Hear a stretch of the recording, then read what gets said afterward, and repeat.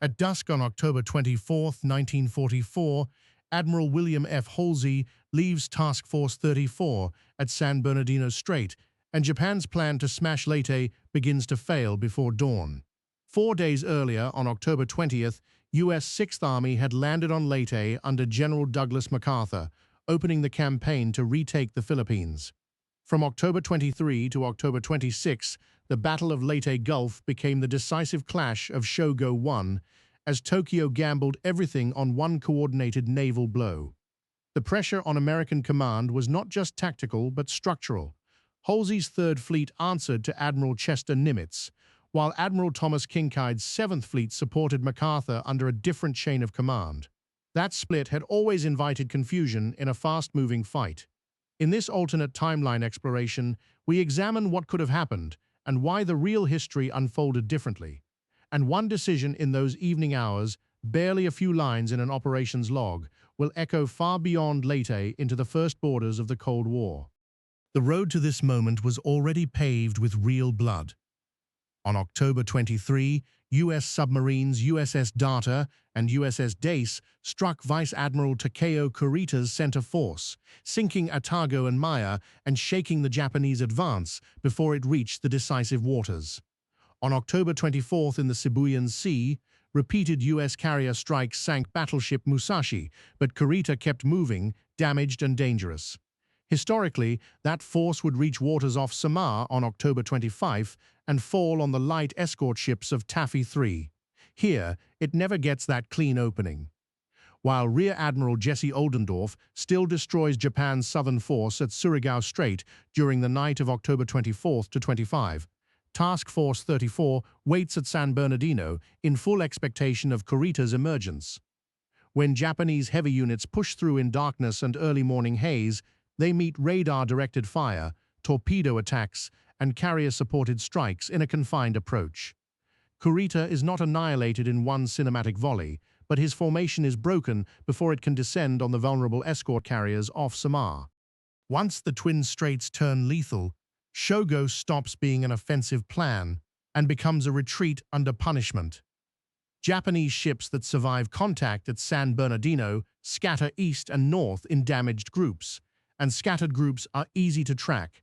Submarines and carrier aircraft hunt by pattern, by fuel limits, by probable routing, turning withdrawal lanes into attrition corridors. The Imperial Japanese Navy still has guns, but it is running out of organized operational choices. Ozawa's northern force, meant mainly as a decoy with limited air strength, can no longer pull American cover away from Leyte. Halsey sends strikes and fast elements north in controlled waves while preserving the barrier mission, and Ozawa's carriers are finished without reopening the southern crisis. By late October, Japanese Naval Command has spent the last credible package for major fleet action in Philippine waters. The consequences of that compressed collapse are larger than the battle map suggests. But first, we need to follow what it changes in shipping schedules, escorts, and invasion timing. Wars often turn on logistics after the headlines fade. In this timeline, the absence of a Samar emergency means fewer American escorts lost in extremis, fewer emergency repairs, and less convoy disruption at the exact moment planners are sequencing the next landings.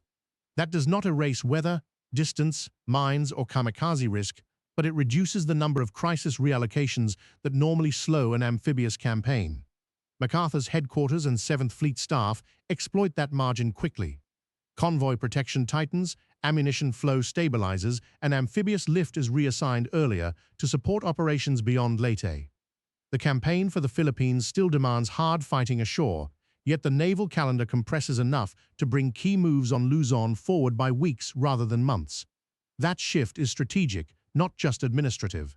If Luzon stabilizes earlier, planners can revisit options that had looked too expensive in late 1944.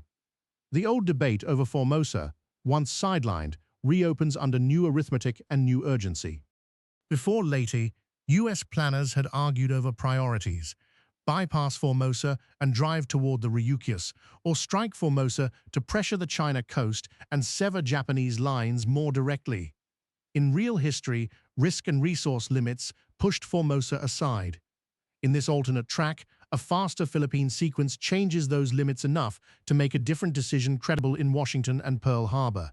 MacArthur, backed by Southwest Pacific arguments about momentum and air-sea reach, presses for a Formosa-first next phase once Luzon's critical footholds are secure.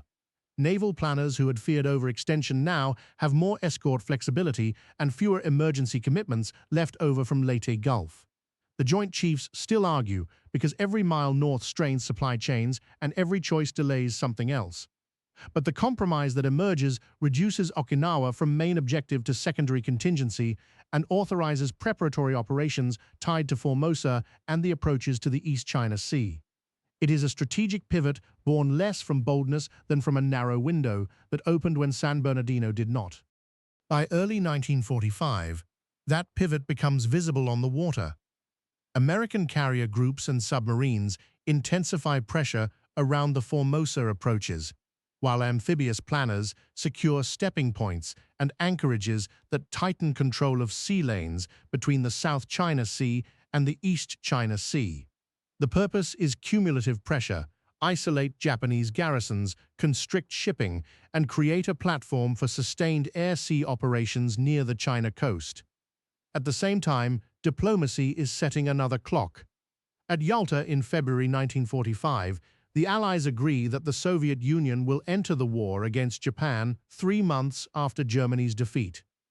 When Germany falls in May, Soviet Far East staffs under Marshal Alexander Vasilevsky move from planning cadence to execution readiness for August. Now 2 timetables are converging: an American maritime advance toward the China Seas and a Soviet land offensive aimed at Manchuria. Neither side can fully dictate the other's tempo, and each side knows that military position on the day of surrender will shape political position afterward.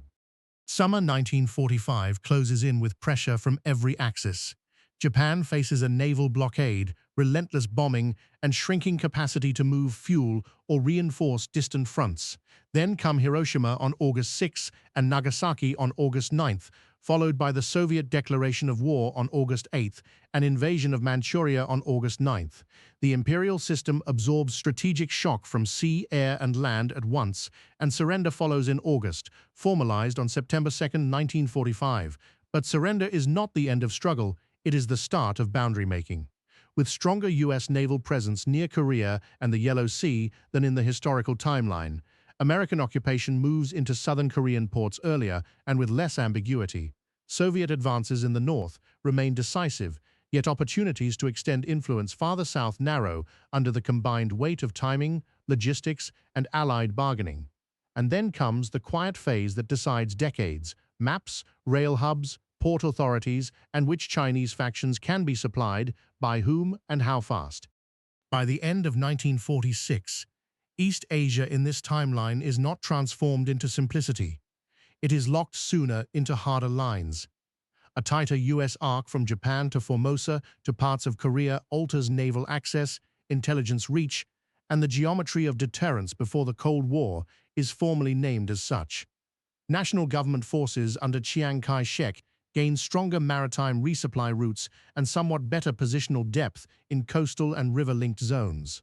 Chinese Communist forces under Mao Zedong still retain decisive strength in organization, land reform appeal, and interior mobility, but they face a different external pressure map in the opening rounds. Nothing here runs on a single cause. Corruption, legitimacy, rural control, Soviet calculations, and American limits still matter, and they still collide unpredictably. Yet one operational decision on October 24, 1944, changes the sequence in which those pressures meet. Guarding Leyte instead of abandoning the strait does more than save ships near Samar.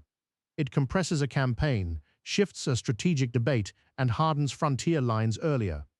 In war, timing is often power in disguise, and sometimes one dusk order can redraw a post-war world before anyone realizes the map has already changed.